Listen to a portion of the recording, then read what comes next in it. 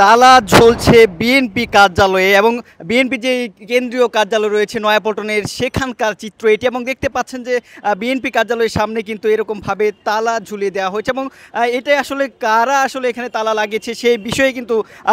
এখনও পর্যন্ত নিশ্চিত হওয়া যায়নি। আর এখানে দেখছেন যে সামনে কিন্তু crime scene do not cross এই লেখাটি আছে, অর্থাৎ এখানে কিন্তু ডিবির গোয়েন্দা সংস্থা যারা রয়েছেন তারা কিন্তু এখানে অর্থাৎ তাদের যেই কার্যক্রম তাদের যেই আসলে তল্লাশির বিষয় সেটি নিশ্চিত করার লক্ষ্যেই কিন্তু এখানে এরকমভাবে ক্রাইম সিন যেই ক্রসের যেই এরিয়া অর্থাৎ যেই দৃশ্যটি দেখতে পাচ্ছেন সেটি কিন্তু তারা এখানে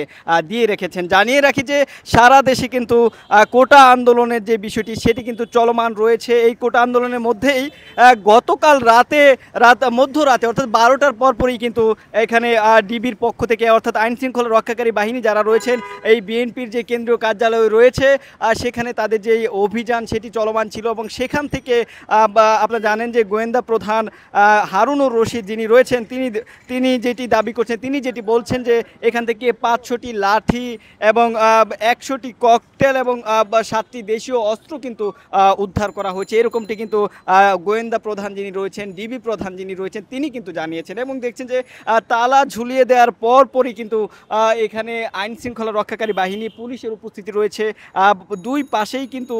পুলিশের যে উপস্থিতি সেটি কিন্তু লক্ষ্য করা যাচ্ছে এবং পুরো কার্যালয়ের সামনে এরকমভাবে কিন্তু একটি লাইন অর্থাৎ একটি দাগ কিন্তু এরকমভাবে টানানো হয়েছে, একটি ফিতা টানানো হয়েছে যাতে করে আসলে তাদের যে কার্যক্রম তাদের যেই অভিযান তাদের যে তল্লাশি সেটি তারা করতে পারেন, এরকম একটি ঘোষণা দিয়েই কিন্তু এই ফেতাগুলো টানানো হয়েছে এবং তালা কারা লাগিয়েছে সেটি নিয়ে কিন্তু এখনও নিশ্চিত হওয়া যায়নি। বিএনপির কার্যালয়ের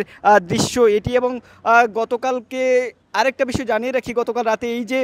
উদ্ধার অভিযান চলমান ছিল সেখান থেকে যেই লাঠি সোঁটা এবং দেশীয় অস্ত্র ককটেল উদ্ধার করা হয়েছে সেই জায়গা থেকে আসলে তখনই কিন্তু ছাত্র দলের 7 জন নেতাকর্মীকে কিন্তু গ্রেফতার করা হয়েছে এবং ডিবি প্রধান যেমনটা বলছিলেন যে আসলে এই যে কোটা আন্দোলন চলছে তারা বলছেন যে ঢাকা বিশ্ববিদ্যালয়ে ছাত্র দলের নেতাকর্মীরা সহিংসতার ঘটনা ঘটানোর জন্যই কিন্তু এই যে দেশীয় অস্ত্রসহ এবং ককটেল সহ যেই সরঞ্জামগুলো রয়েছে যে অস্ত্রগুলো রয়েছে সেগুলো কিন্তু তারা এখানে এসে জমা করেছিলেন, এরকম একটি দাবি কিন্তু আসলে গোয়েন্দা প্রধান যিনি রয়েছেন হারুনুর রশিদ তিনি কিন্তু গণমাধ্যমকে নিশ্চিত করেছেন। সব কিছু মিলিয়ে আসলে সারা দেশে কোটা আন্দোলন পরিস্থিতি চলমান রয়েছে, তার মধ্যেই কিন্তু বিএনপির কার্যালয় ইতিমধ্যে বন্ধ রয়েছে। জানিয়ে রাখি যে 28 অক্টোবর পরবর্তী সময়ে কিন্তু বিএনপির কার্যালয় দীর্ঘ একটা সময় কিন্তু বন্ধ ছিল, আবারও কিন্তু এই দফায় অর্থাৎ দ্বিতীয় দফায় আবারও কিন্তু বিএনপির কার্যালয় বন্ধ ঘোষণা করে দেওয়া হয়েছে। 28 অক্টোবরের যে ঘটনা ছিল সেখানে পুলিশের পক্ষ থেকে যেটি জানানো হয়েছিল যে বিচারপতির বাসভবনে হামলা এবং পুলিশের উপর পুলিশ নিহতের ঘটনা সব কিছু মিলিয়ে বিএনপির সিনিয়র যে নেতৃবৃন্দ রয়েছে তাদের উপর কিন্তু মামলা দায়েরও করা হয়েছিল এবং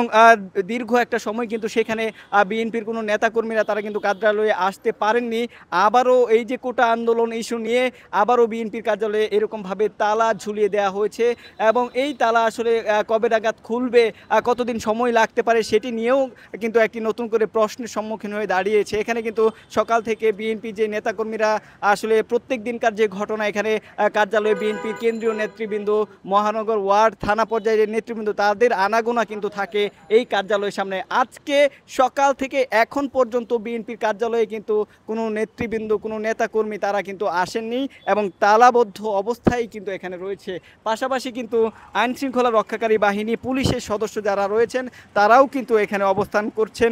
সকাল থেকে, অর্থাৎ তারা কিন্তু এখানে পাহারা দিচ্ছেন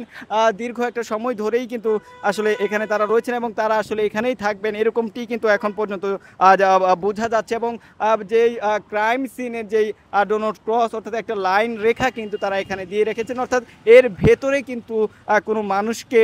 এখন পর্যন্ত প্রবেশ করতে দেওয়া হয়নি এবং তারা বলছেন যে তল্লাশির স্বার্থে তাদের যে কার্যক্রম অর্থাৎ এখানে যেই বন্ধ থাকার যে বিষয়টি সেটি কিন্তু আসলে চলমান থাকবে। সব কিছু মিলিয়ে আসলে কোটা আন্দোলন চলছেন এবং এর পাশেই কিন্তু বিএনপির